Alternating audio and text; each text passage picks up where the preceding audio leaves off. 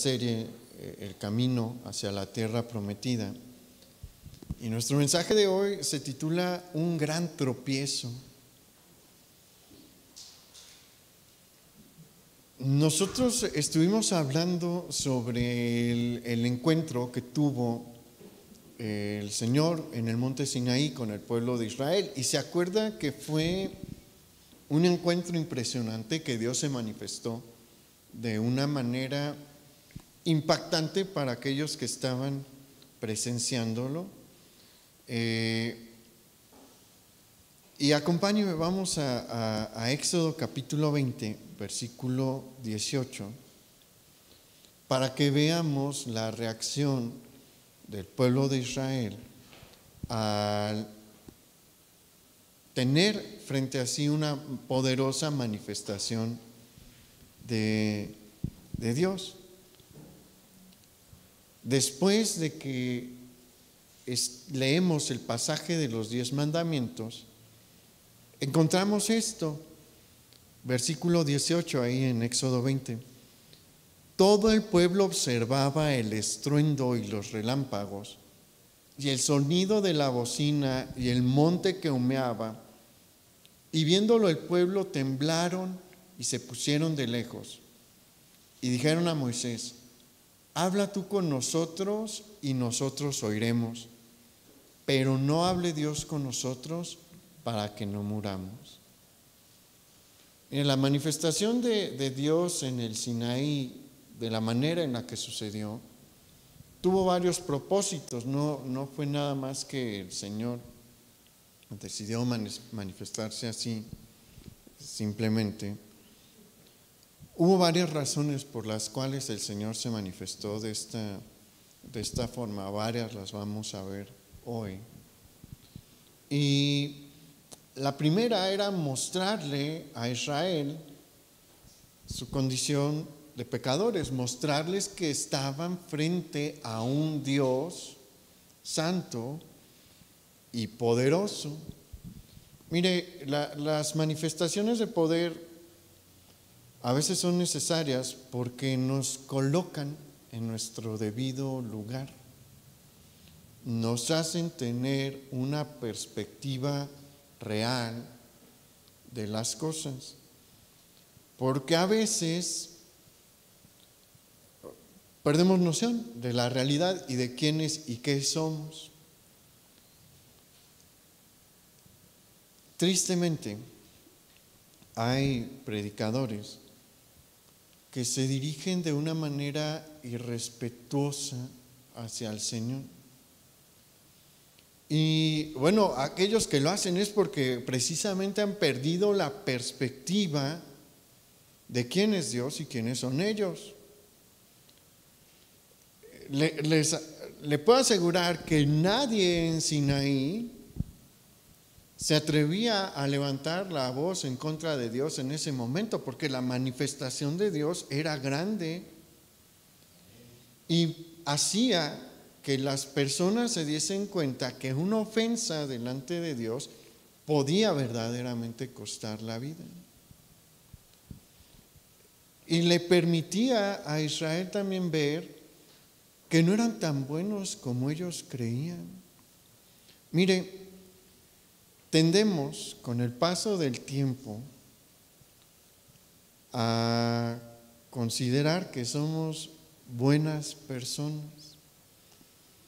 Si usted ve, si usted platica con gente mayor, va a encontrar que muchos se consideran a sí mismos buenas personas, aunque hayan llevado en su juventud una vida terrible, pero como ya llevan muchos años sin el ímpetu que les permitía irse de fiesta toda la noche y embriagarse toda la noche y hacer barbaridad y media toda la noche, como ya pasaron varios años en los que no lo pueden hacer, empiezan a llegar a la conclusión de que pues al final de cuentas no son tan malas personas, ya se portan bien y se les olvida todo lo que hicieron atrás. sin haberse convertido. Estoy hablando de personas comunes. El que se convierte genuinamente es otra situación. Pero yo he llegado a platicar con personas ya de 80, 70 años que llevaron una vida nada decorosa en su juventud, pero como llevan unas 2 décadas tranquilos, dicen, pues ya me porto bien, ya como que estoy en tablas, ya no soy tan malo. Pero eso es una mala concepción. Mire, aquel que no se ha arrepentido de sus pecados genuinamente y no ha pedido perdón y aceptado el sacrificio del Señor Jesús para perdón de pecados, se encuentra ante un terrible problema del que no se da cuenta, y es que los pecados son acumulativos. La mayoría de la gente cree, porque eso se les enseña, que las buenas obras compensan las malas obras. Mucha gente tiene la idea de que en el día del juicio se van a poner en una balanza sus buenas obras y sus malas obras, y si son más pesadas sus buenas obras que las malas, pues entra al cielo. Si son más malas, entra al infierno, va al infierno o a recibir un castigo. Pero no funciona así. ¿Por qué? Porque las buenas obras no limpian las malas obras cometidas, por una razón. Las malas obras son infracciones a los mandamientos señalados por Dios, son violaciones a los mandamientos señalados por Dios. Y toda violación a los mandamientos, como hemos visto y como vamos a ver hoy también, trae consigo un castigo, trae consigo una sentencia. Las buenas obras no. Las buenas obras, ¿qué son? Es simplemente obedecer aquello que ya se nos ordenó. No tiene ningún mérito obedecer lo que se nos ordenó. Es algo que se nos exige. Los mandamientos no son sugerencias. Los mandamientos de Dios no son una sugerencia a ver si nos gusta y lo queremos hacer. Los mandamientos de Dios son órdenes, son cosas que se nos exigen y no tiene ningún mérito, no tiene ningún valor cumplir con con lo que tengo que cumplir con una obligación que tengo. Si es mi obligación y lo hago, no estoy haciendo nada extraordinario, simplemente estoy haciendo lo que se me demanda. Y bueno, tristemente mucha gente no se da cuenta de esta realidad, que sus pecados se van acumulando, no se van borrando ni compensando con las buenas obras que hacen, sino que se van acumulando. Y aunque se porten bien durante los últimos 20 años de su vida, pues ahí están los pecados de los 60 años atrás, más los chiquitos que cometió en esos 20 años que no tuvo las mismas fuerzas. Entonces, es necesario que entendamos nuestra condición de pecadores ante la presencia de Dios. Y mire, Moisés les dijo a los israelitas ahí en el versículo 20 la razón por la que Dios se manifestó de esta manera a los hijos de Israel. Acompáñenme a leer.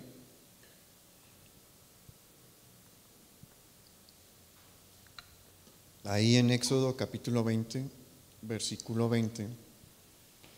Dice: Moisés respondió al pueblo: no temáis, para probaros vino Dios, y para que su temor esté delante de vosotros, para que no pequéis. Moisés también quedó impactado ante lo que estaba viendo, Pero él sabía, él entendía lo que el Señor estaba haciendo en ese momento, y va a intentar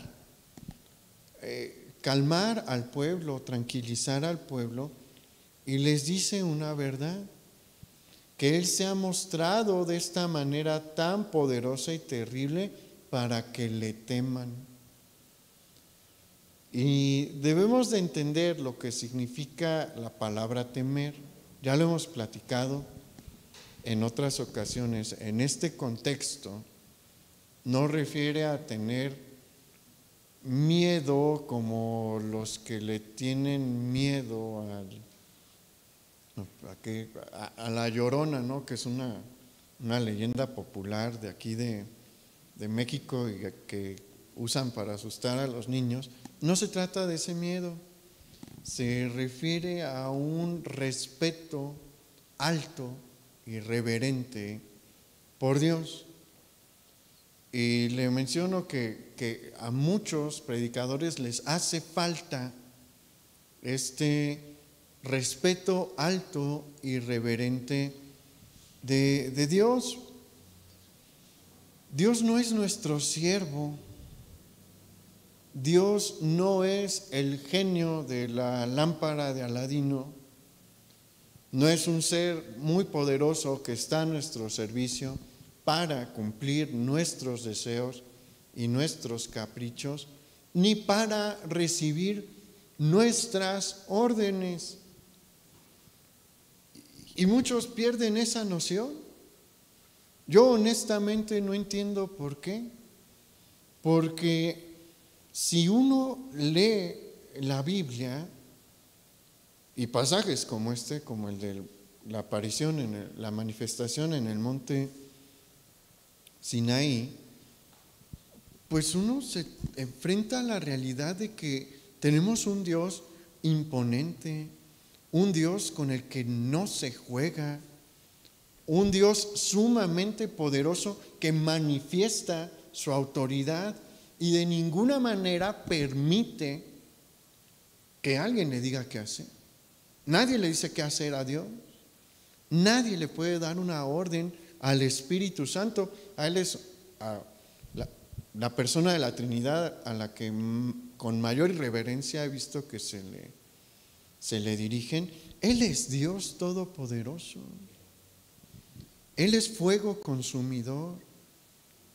Mire, yo no sé qué sucede en el plano celestial cuando los ángeles y los mismos demonios ven cómo se dirigen a la tercera persona de la Trinidad.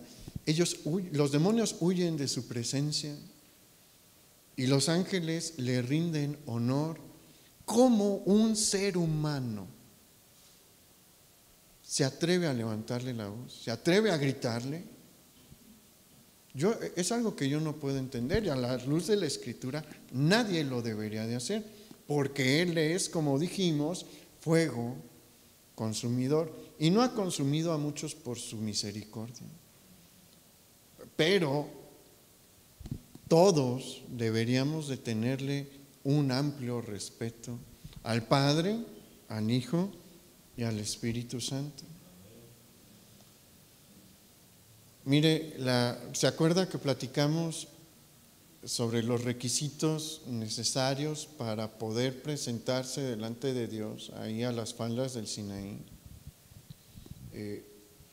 En todo este evento, en la orden de mantenerse puros durante 3 días, la orden de no tocar, no acercarse al monte ni traspasar la frontera que se había establecido, y la manifestación de Dios con truenos, fuego y una nube densa y el sonido de bocina, tenía el objeto de mostrarle a Israel que está frente a un Dios santo, un Dios puro y un Dios poderoso.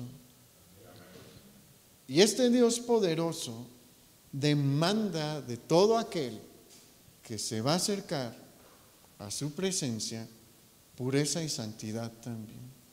Si no, es imposible acercarse, y hay de aquel que intente acercarse sucio o que intente traspasar sus límites, porque ¿se acuerda cuál era la sentencia? Muerte. Todo aquel que cruzase la frontera, el límite establecido a las faldas del Sinaí, debía de morir. ¿Por qué? Porque con Dios no se juega. Con el Dios de Moisés no se juega. Él no es un Dios con el que se pueda negociar. No podemos intentar regatear con Dios. No se puede. Lo que Él dice se hace. ¿Qué espera de nosotros? Que hagamos lo que Él dijo. Si pretendemos ser parte de su pueblo. Y mire,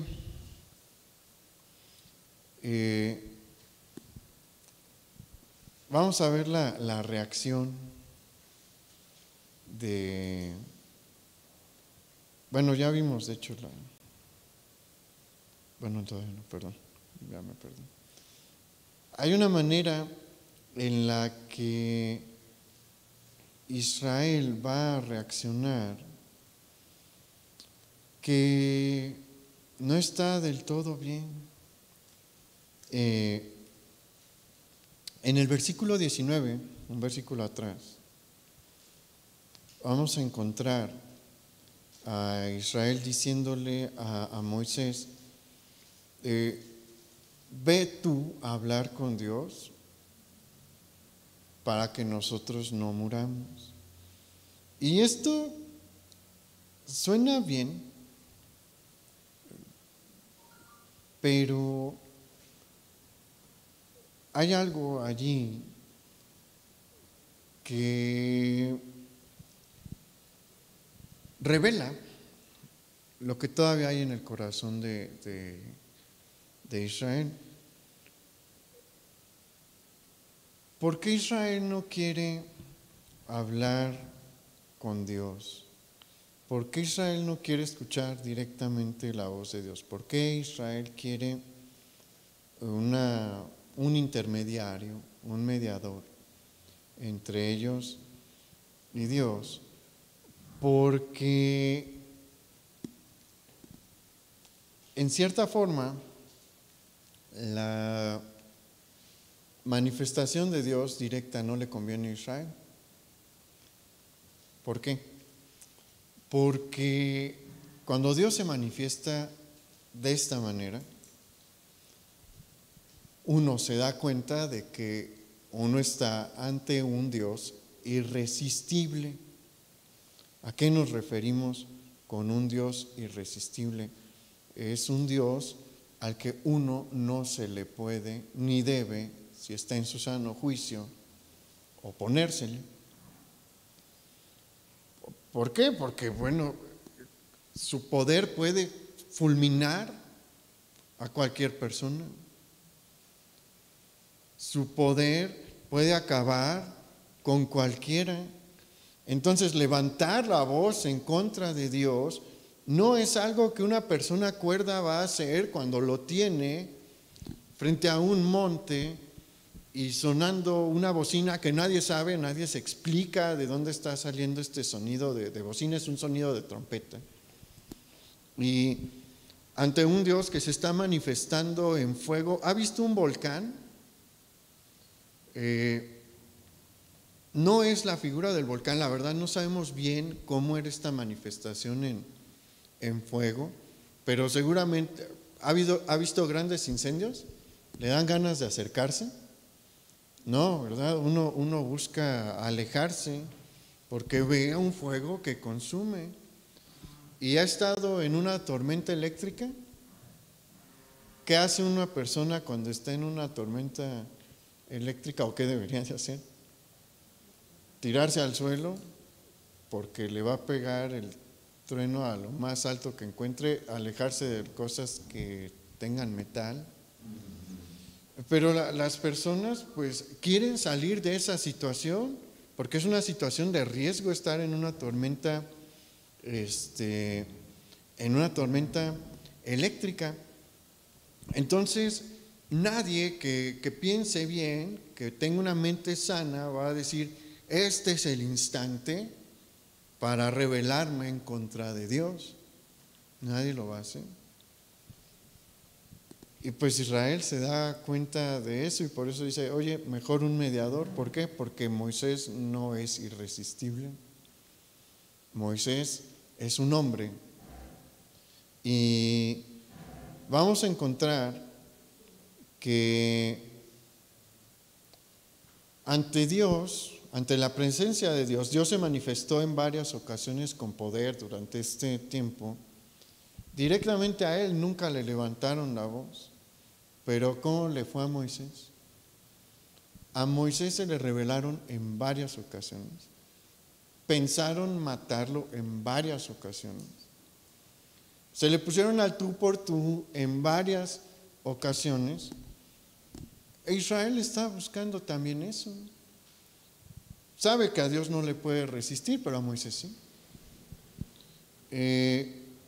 Y bueno, el Señor le va a decir a Moisés que sí, que está bien, por una razón. ¿Cuál es la razón por la que Dios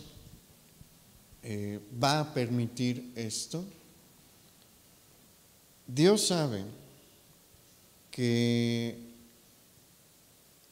si se manifiesta permanentemente, si se estuviera manifestando permanentemente hasta el día de hoy, como se manifestó en el Sinaí, todos le obedecerían por instinto de supervivencia, por lo que le quiera llamar, le obedecerían por miedo a el castigo fulminante. Pero ¿sabe que Dios no quiere ese tipo de obediencia?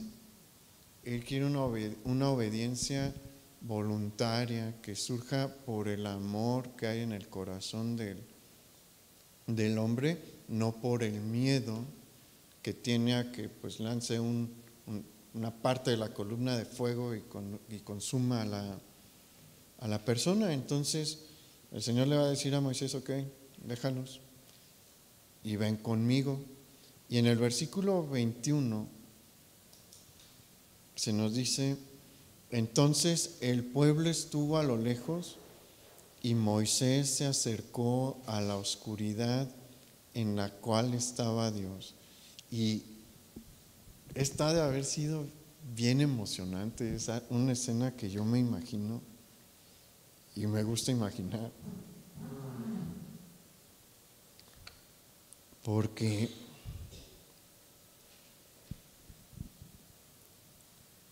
no sé qué sintió Moisés. Moisés ya conocía a Dios. No era la primera vez que Moisés hablaba con Dios, que se encontraba con Dios. ¿Se acuerda la primera ocasión? ¿Cuándo fue? En la zarza ardiendo.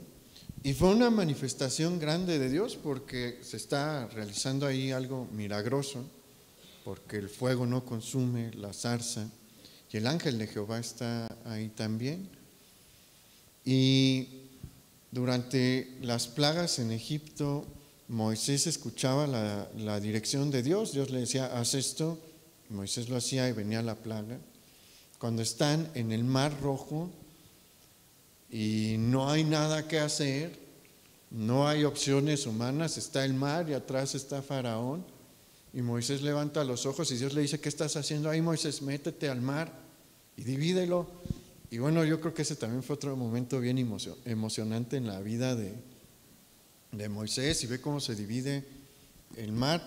Moisés ha visto y ha escuchado la voz de Dios en muchas ocasiones con mucho poder, pero esta situación es distinta. Porque imagínese cómo era la escena, ¿no?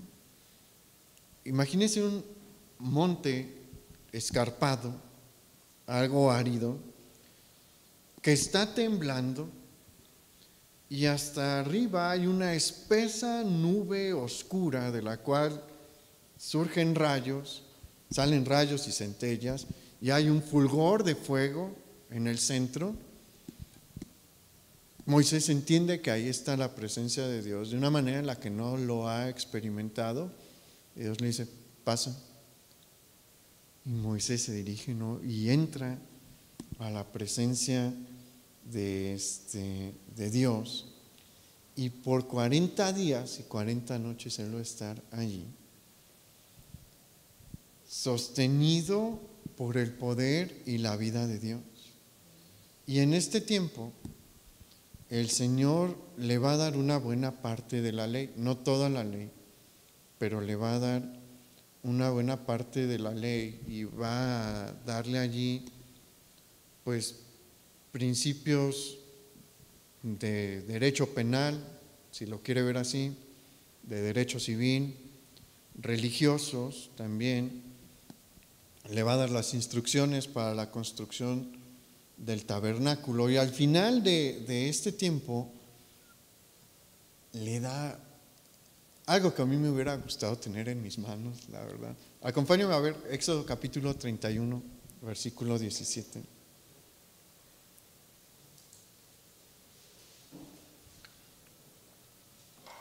Mira, a Moisés le tocó vivir y ver y tener cosas que a ningún otro ser humano le ha tocado. A mí me emocionan esas cosas. A veces me digo, a mí me hubiera gustado ver eso. Y fíjese lo que le dio el Señor al final. Éxodo 31, versículo 18. Y dio a Moisés, cuando acabó de hablar con él en el monte de Sinaí, 2 tablas del testimonio, tablas de piedra escritas con el dedo de Dios. Y probablemente Moisés vio cómo Dios las escribió. No nos imaginamos, no nos dice allí cómo fue, pero Moisés tuvo en sus manos las 2 tablas del testimonio que Dios hizo. Hay pocas cosas después de la creación en las que Dios intervino directamente en su producción y elaboración. Esta es una de ellas. En algún momento Moisés vio cómo 2 tablas se empiezan a salir tal vez de la peña o Dios las forma, no sabemos. Y sobre ellas se empiezan a escribir los 10 mandamientos y Moisés recibe ese regalo, no para él, no es para él, sino que es para todo el pueblo. Es un documento que da testimonio de la ampliación del pacto que Dios está haciendo con la descendencia de Abraham. Y así él lleva unas tablas formadas por Dios y escritas con el dedo divino. Y Moisés seguramente está muy feliz. Ha pasado un tiempo glorioso, sobrenatural, pero lo que está pasando con Israel es otra cosa. Lo que está pasando con Israel es algo que va en la dirección opuesta a la dirección por la que Moisés va.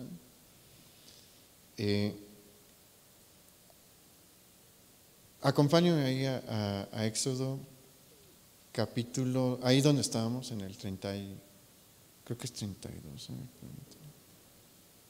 que siento que me perdí.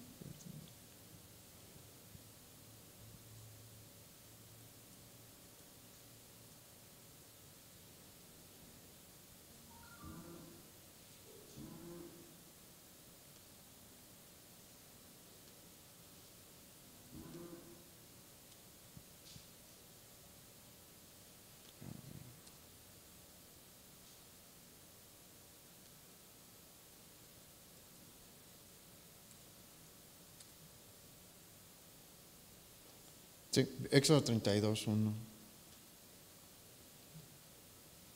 Dice: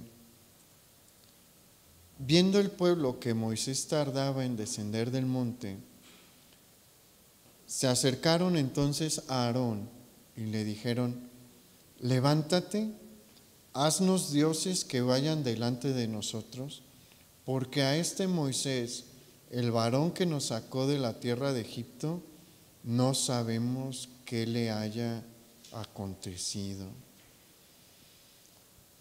Aquí hay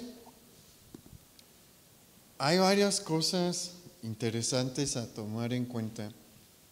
En primer lugar, ni el Señor ni Moisés le dijeron al pueblo cuánto tiempo iba a estar Moisés en la presencia de Dios.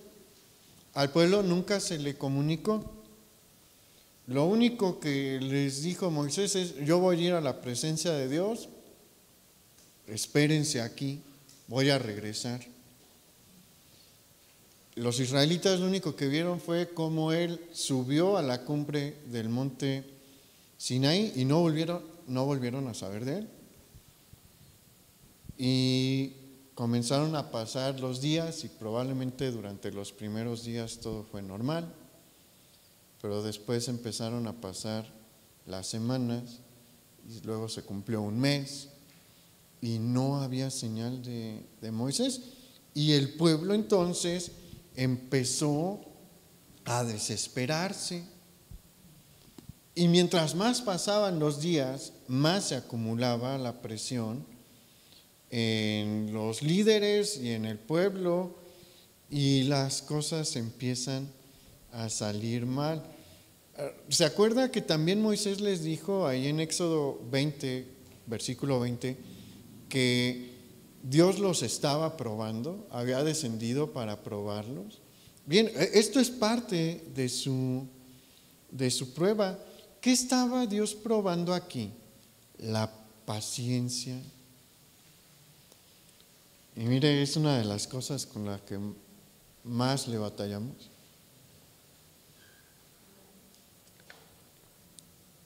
Y por ser impacientes, muchos personajes bíblicos cometieron errores terribles, y el pueblo de Israel también cometió errores terribles por perder la paciencia. Y bueno, la impaciencia se empieza a manifestar, la presión comienza a aumentar. ¿Y qué cree que es lo que pasa? Lo que siempre sucede cuando se pierde la paciencia y nos dejamos manipular por la presión. ¿Qué es lo que siempre sucede? Sale lo peor que traemos adentro. Mire, las pruebas son importantes, aunque no nos gustan, porque sacan la basura que hay en nosotros. Sacan aquellas cosas que están muy mal en nosotros. Mire, los momentos de presión revelan quiénes somos. En todos los sentidos de la vida, los momentos de presión y de dificultad generalmente sacan a la luz qué tipo de persona somos, qué tanto hemos crecido, qué tanto hemos madurado. Y le digo que esto se puede manifestar hasta en las cosas más sencillas de la vida. Le puedo dar un ejemplo de la vida cotidiana que no tiene nada que ver con lo espiritual, pero que es ilustrativo también. No es un secreto que me gusta el fútbol americano, ¿no? Y seguramente conoce a mi equipo. Han perdido feamente los últimos 2 años porque el quarterback no sabe manejar la presión. Y yo leía a un columnista que ya se retiró y le preguntaron el año pasado, pues, ¿qué le pasa? Porque cuando ocupa ganar no puede. Dice, pues es que no sabe manejar la presión, y la presión saca lo peor de él. Saca cosas que no se manifiestan cuando él está relajado. Y como no lo puede manejar, pues pierden, así de sencillo. Pero como en esas cosas de la vida cotidiana, los juegos no tienen ningún valor. O sea, la vida de una persona no cambia cuando pierde su equipo. Es algo que yo aprendí con el tiempo. No me van a pagar más porque ellos ganen el domingo. No me van a dejar entrar más tarde a trabajar porque ganen o pierdan. Yo tengo que seguir con mi vida, porque lo que ellos hagan en la cancha no tiene efectos en mi vida real. Y bueno, para ellos pues sí tiene algunos efectos, pero les pagan una millonada, entonces si juegan mal, pues su vida sigue estando bastante bien económicamente. Pero así como en estas cosas sencillas, la presión saca lo peor de nosotros, en las cosas verdaderamente importantes también. Y aquí pues está saliendo lo peor que hay en el corazón de Israel. Y hay algo que pidió Israel, que nos deja ver lo terrible que sigue estando su corazón. Porque lo que empieza a salir es su paganismo y su idolatría. Mire, hay un detalle en este versículo que acabamos de leer que nos debe de llamar la atención a todos, a todo aquel que está leyendo concienzudamente el versículo, porque si usted ve, Israel le dice a Aarón: haznos dioses. Esto es importante, es un detalle importante, porque después ellos reconocen que quién sabe dónde está Moisés, que Moisés fue el que los sacó de la tierra de Egipto, y Moisés siempre les habló de un Dios, el Dios de Abraham, Isaac y Jacob, sus padres. Era claro que el Dios de Moisés era uno, pero Israel no pidió que le hicieran una imagen. Israel no pidió que le hicieran un ídolo. Le dijeron a Aarón: ¿sabes qué, Aarón? Haznos dioses, en plural. ¿Y qué nos deja ver esto? Nos está dejando ver que Israel lo que traía en su corazón y a lo que quería regresar era una vida pagana, a la vida pagana que había visto en Egipto, porque se acuerda que en Egipto había un montón de dioses. Su panteón, su sistema religioso, contemplaba a distintos dioses. Eso es a lo que ellos quieren, ir, es lo que quieren para su nación. ¿Y sabe qué es lo peor de todo? Que Israel pide esto a pesar de haber tenido y de seguir teniendo la protección y la bendición de Dios. Porque hay cosas que no debemos de perder de vista en este momento histórico de Israel. ¿Cuáles no debemos de perder? La columna de nubes que los protege del calor del día nunca se fue, seguía ahí. La columna de fuego que les protegía del frío de la noche tampoco se fue, seguía ahí. El maná no dejó de caer ni un día. Durante estos 40 días, el maná estaba a las afueras del campamento todas las mañanas, excepto el séptimo día, porque Dios les había dicho que el séptimo día no, que tenían que recoger una porción doble en el sexto día. Y la gloria de Dios y la manifestación de Dios en el Sinaí nunca se fue. Allí estaba la nube oscura y espesa en la cumbre del Sinaí y la visión del fuego consumidor en medio de la nube. Y a pesar de eso, a pesar de que todavía tenían la protección y la provisión de Dios y la presencia de Dios ahí enfrente de ellos, se atrevieron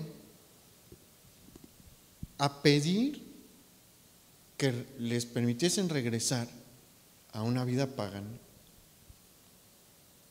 Y mire, hay una canción de hace mucho tiempo que dice que no debemos de sorprendernos porque no somos nosotros mejores. Si usted se dice a usted mismo, yo no sería como Israel, tenga cuidado, no vaya a ser que le llegue una prueba y saque el Señor lo que está mal dentro de su corazón. Lo que Israel hizo fue terrible y Dios nos lo deja allí para que aprendamos, no para que nos digamos yo soy mejor que los israelitas que estaban con Moisés, sino para que aprendamos y digamos cómo le hago para no cometer este mismo error.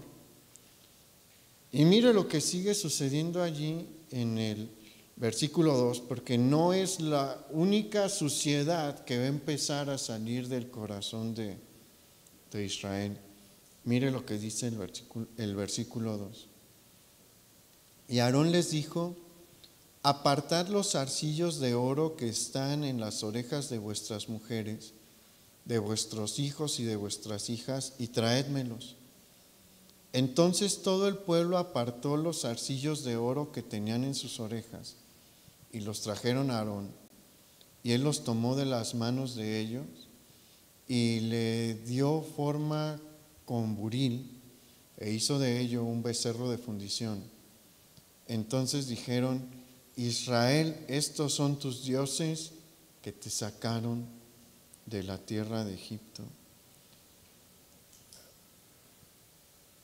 Es inexplicable por qué Aarón cedió. No nos explican mucho, solamente se nos dice que cedió. Aarón no era perfecto y aquí tuvo un momento de presión. ¿Debió de haberse resistido? Sí, porque él sabía que lo que estaba haciendo estaba mal. Aarón estuvo con Moisés durante todas las ocasiones en las que se tuvieron que presentar ante Faraón. ¿Y quién le comunicaba al pueblo qué era lo que iba a pasar? ¿Aarón o Moisés? Aarón. ¿No se acuerda que cuando Moisés está en el evento de la zarza ardiente, que le dice: Señor, yo soy tartamudo, yo no sé hablar? Y ahí ya colma un poquito la paciencia de Dios Moisés, le dice: yo le di la boca al hombre, yo hice al ciego y al sordo y al mudo. Te puedo usar a ti, pero como crees que tienes esta limitante, ahí está tu hermano Aarón.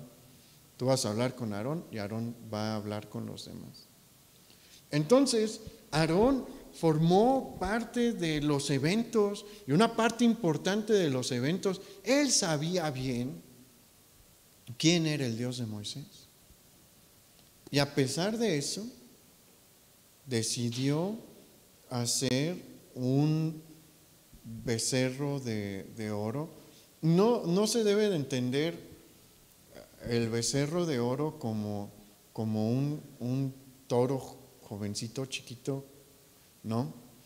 Es la figura de un toro fuerte. Se cree que se tomó como referencia para hacer el ídolo al toro de Apis. Apis era manifestado, es un dios egipcio, y se ilustraba como un toro, y pues no era un toro débil, no era un toro fuerte, era uno de los ídolos de los egipcios y era un símbolo de la virilidad. Hay que prestarle atención a eso porque nos explica por qué empieza a haber un desorden terrible en Israel. Pero vea cómo la degradación se empieza a manifestar. Y empiezan a tomar la figura de un dios pagano para representar al Dios que los sacó de la tierra de Egipto. Ellos ya han escuchado la voluntad de Dios en cuanto a esto.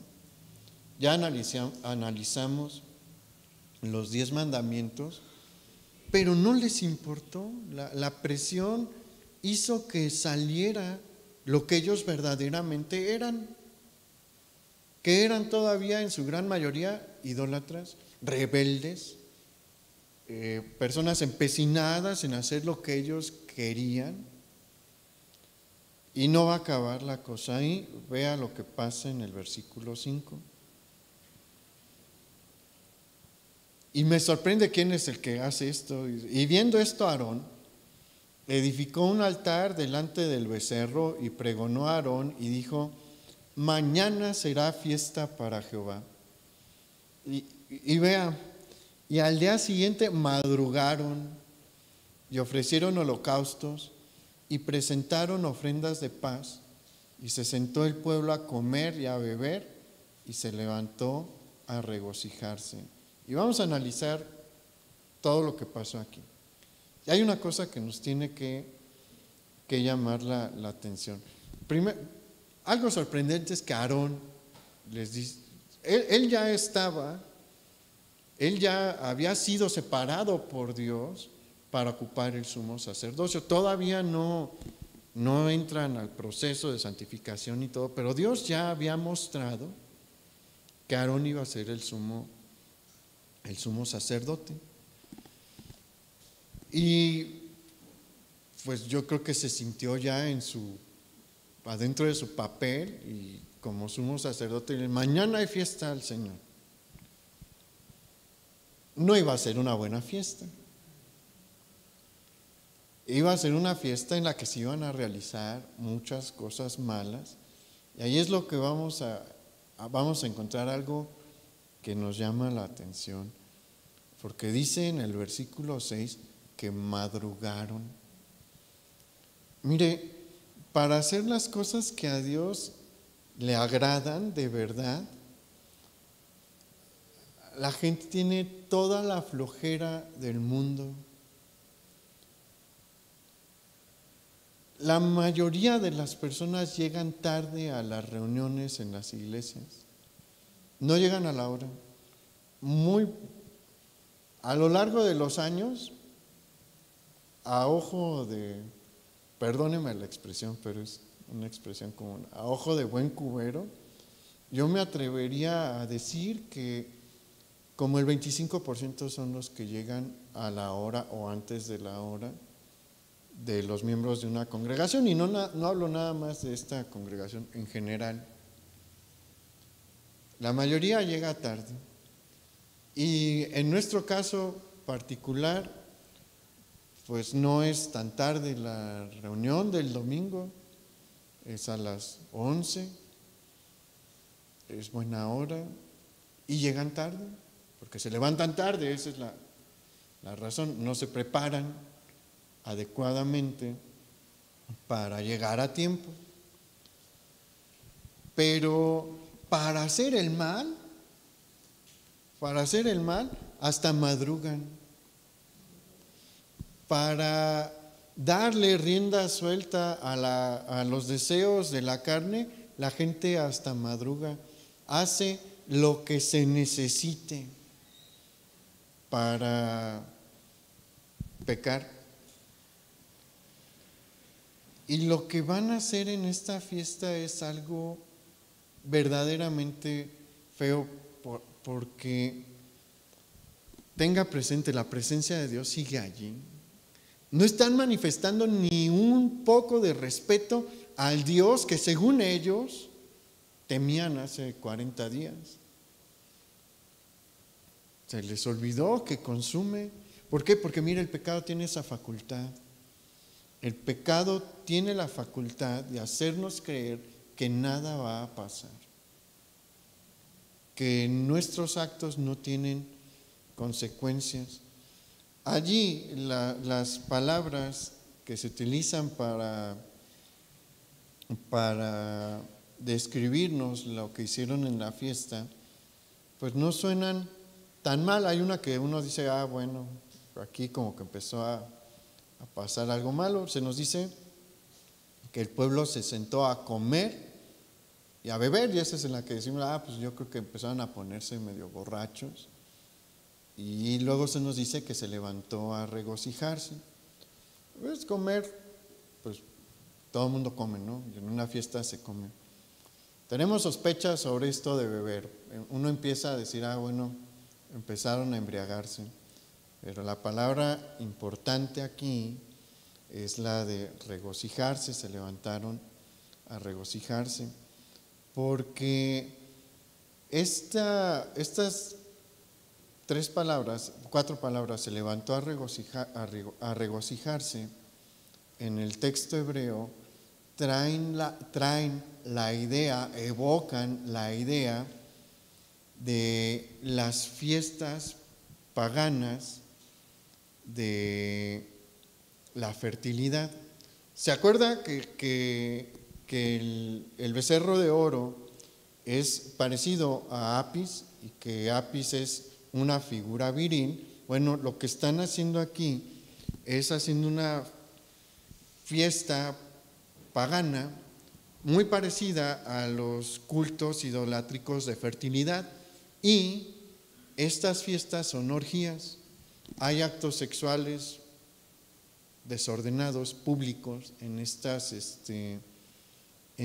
fiestas, y eso es lo que está pasando a las faldas del monte Sinaí, teniendo a la presencia de Dios en la cúspide de este monte. ¿Ve lo que hace el pecado? ¿Ve lo que hace la impaciencia? Lo que tiene como facultad, lo que puede generar el pecado y la impaciencia, lo que puede sacar de nosotros. Y Dios sabía. Y vea, acompáñenme al versículo 7. Dice ahí en Éxodo 32. Entonces Jehová dijo a Moisés: anda, desciende, porque tu pueblo que sacaste de la tierra de Egipto se ha corrompido.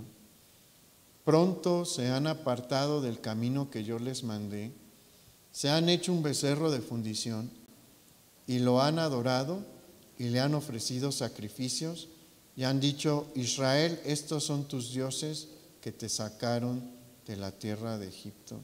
¿Cuántos mandamientos violó Israel aquí? De los que son directos, relación Dios-hombre. El primero, el segundo y probablemente el tercero. De hecho, el tercero también, cuando Aarón les dice: vamos a hacer fiesta a Jehová mañana, levántense a beber y a darle rienda a sus pasiones. Ahí Aarón está tomando el nombre de Dios en vano. Los primeros 3 mandamientos, los que más claros debían de tener, los violentaron. ¿Y cómo cree que bajó Moisés? Moisés baja con una instrucción. Moisés lleva consigo, no lo vamos a leer ahorita, pero lleva consigo las tablas del testimonio escritas por Dios, y el pueblo ve que Moisés baja. ¿Y qué hace Moisés? No lo hace nada más por su ira, muy probablemente trae la instrucción de Dios. Toma las tablas y las rompe delante de ellos. ¿Por qué? Porque con ese acto Moisés les está diciendo: ustedes acaban de violar el pacto que Dios hizo con ustedes. No se pudieron esperar 40 días. Es lo que acaba de transcurrir, 40 días. No pudieron esperar 40 días. En 40 días rompieron el pacto. Va a llegar con el becerro de oro, lo va a destruir y lo va a moler. Y después va a venir el castigo, porque no va a pasar el pueblo impune. Vamos al versículo 25, ya casi terminamos. Ahí en Éxodo 32. Y viendo Moisés que el pueblo estaba desenfrenado, porque Aarón lo había permitido, para vergüenza entre sus enemigos, se puso Moisés a la puerta del campamento y dijo: ¿quién está por Jehová? Júntese conmigo. Y se juntaron con él todos los hijos de Leví. Y él les dijo: así ha dicho Jehová, el Dios de Israel, poned cada uno su espada sobre su muslo, pasad y volved de puerta a puerta por el campamento y matad cada uno a su hermano y a su amigo y a su pariente. Y los hijos de Leví lo hicieron conforme al dicho de Moisés, y cayeron del pueblo en aquel día como 3,000 hombres. Dios le dio esta instrucción, no fue que Moisés decidió que esto iba a ser así. ¿Y qué fue lo que se realizó? Moisés y los levitas acabaron con los líderes de esta rebelión. Entiéndase, esto era una rebelión hacia Dios. Y platicamos que Dios, el Dios de Moisés, nuestro Dios, no es un Dios con el que se deba de jugar. El pecado puede hacernos creer que no pasa nada, pero ¿sabe qué? Sí pasa. Dios al final de cuentas va a ejecutar sus castigos como Él lo considere mejor. Dios hubiera podido acabar con los líderes del pueblo con fuego, sí. No quiso, pero acabó con los líderes del pueblo que incitaron la rebelión como a filo de espada. Los levitas fueron un instrumento de Dios para ejecutar su juicio. A final de cuentas, el juicio de Dios se ejecutó y vino lo que Él les había mencionado en ocasiones anteriores: muerte por el pecado. La muerte llegó, 3,000 líderes de Israel murieron. No fueron personas comunes y corrientes las que del pueblo. Acuérdese que es cerca de 1 millón de personas, tal vez un poquito más, los que están ahí en el campamento de Israel. Los que mueren son los 3,000 líderes que estuvieron presionando para realizar esta rebelión. Y sabe que Occidente no está muy lejos de cómo estaba Israel a las faldas del Sinaí. La parte del mundo donde vivimos, donde el cristianismo se estableció por 2,000 años que lleva el cristianismo, pero que ha tenido una condición, digámoslo así, favorable para crecer unos 1,600 años.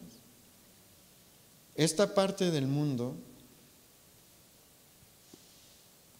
está como Israel en este tiempo porque no sabe qué le pasó a Jesús. Vaya a la calle y pregúntele dónde está Jesús a las personas y si va a volver, y la mayoría les va a contestar que no saben.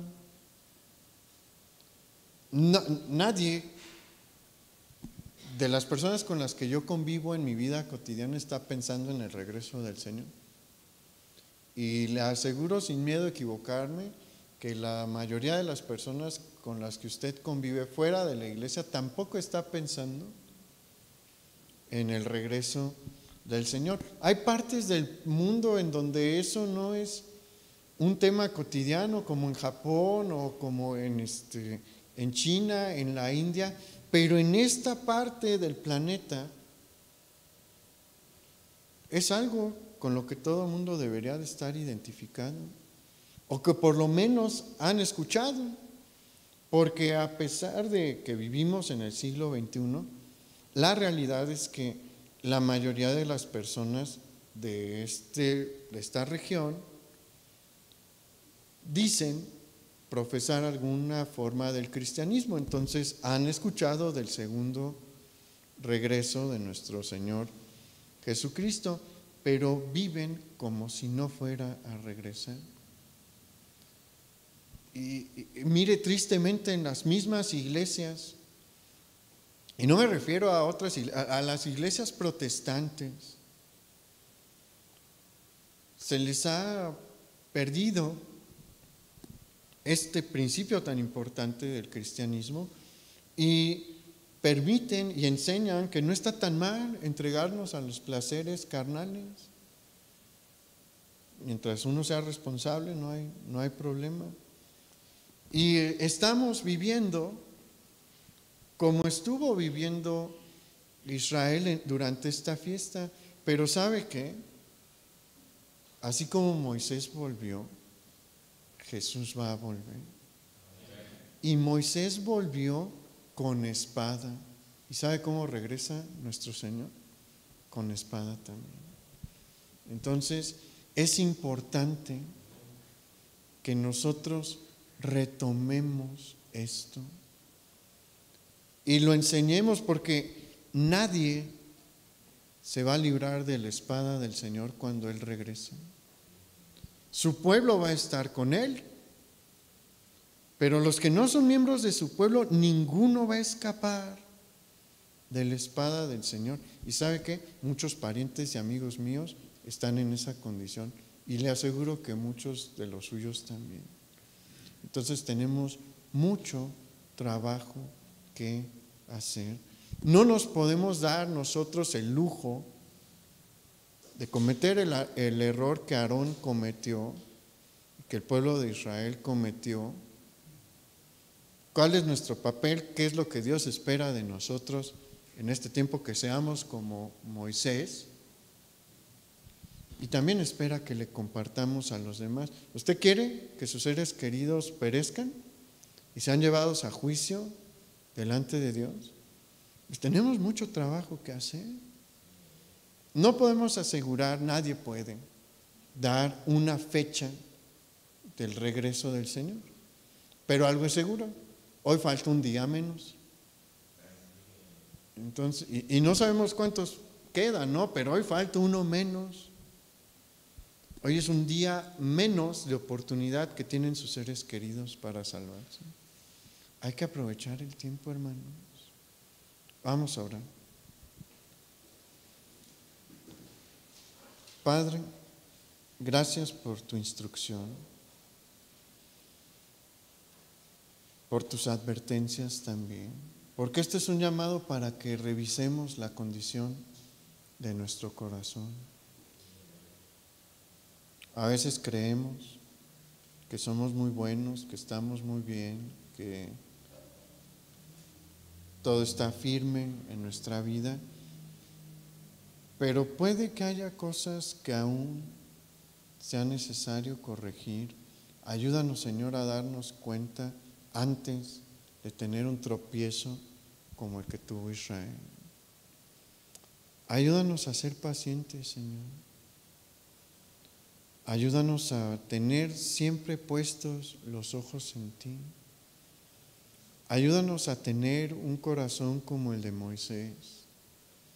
Y ayúdanos a no dejar que la presión nos lleve a hacer cosas que te ofenden. Señor, reconocemos que te necesitamos. Reconocemos que no podemos sin ti. Y reconocemos que tu promesa es real de tu regreso. Señor, ayúdanos a compartirle a más personas y ten misericordia de aquellos a quienes amamos, porque no quisiéramos, Señor, verles perecer porque no atendieron tu voz. Tú eres el que hace la obra, pero nos mandas a nosotros como mensajeros. Señor, queremos ser mensajeros fieles. Queremos ser mensajeros tuyos en estos tiempos tan difíciles que estamos viviendo, en estos tiempos en los que se empieza a vislumbrar cada vez más que tú vas a volver. Ayúdanos, Señor. Te lo pedimos en el nombre de Jesús. Amén.